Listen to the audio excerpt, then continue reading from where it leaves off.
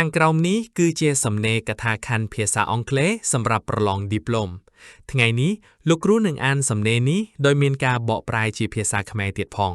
ដូច្នេះសូមបងប្អូនស្ដាប់ដោយយកចិត្តទុកដាក់ហើយសូមពិនិត្យមើលវិធីដែលគេសរសេរសំណេរផងដែរសូមបញ្ជាក់ថាសំណេរនេះសរសេរជាបែបសំណេរកថាខណ្ឌឬហៅថា paragraph writing ដែលជាសំណេរច្រើនតែត្រូវប្រើជាពិសេសសម្រាប់ប្រឡងឌីប្លូមនៅកម្ពុជាសូមជួយចុចចែករំលែកបន្តនិងចុច follow ឬ subscribe ផងចុះសូមស្ដាប់ដូចតទៅ The importance of education in your life សារៈសំខាន់នៃការអប់រំក្នុងជីវិតអ្នក Education plays a very important role in my life ការអប់រំមានតួនាទីសំខាន់ណាស់ក្នុងជីវិតរបស់ខ្ញុំ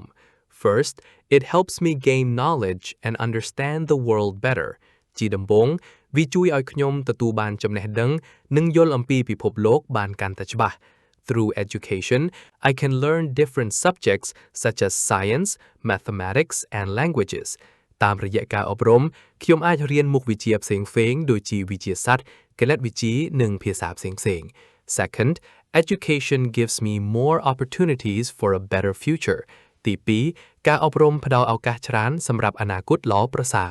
If I study hard, I can get a good job and improve my living standard. ប្រសិនបើខ្ញុំខិតខំរៀនខ្ញុំអាចទទួលបានការងារល្អនិងធ្វើឲ្យជីវភាពរស់នៅប្រសើរឡើង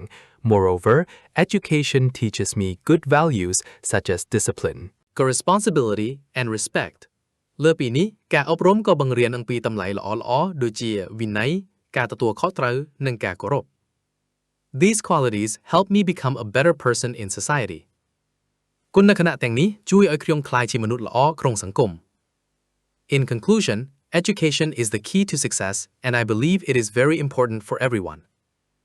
សរុបមកការអប់រំគឺជាគន្លឹះនៃភាពជោគជ័យហើយខ្ញុំជឿថាវាមានសារៈសំខាន់សម្រាប់មនុស្សគ្រប់រូប